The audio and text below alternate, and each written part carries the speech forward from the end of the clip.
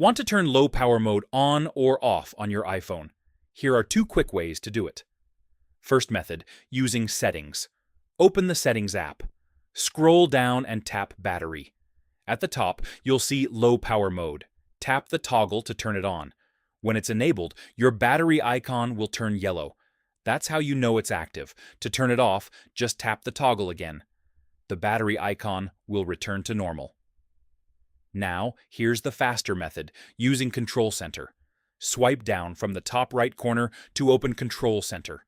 If you already see the battery icon, just tap it to turn low power mode on or off. If you don't see it, go to Settings, then tap Control Center. Scroll down and find low power mode. Tap the green plus icon to add it. Now go back to Control Center and tap the battery icon anytime to enable or disable it instantly. Bonus tip: when your battery drops to 20%, your iPhone will automatically suggest turning it on. And that's it. That's how you turn low power mode on and off in seconds. If this helped, like the video and subscribe for more iPhone tips.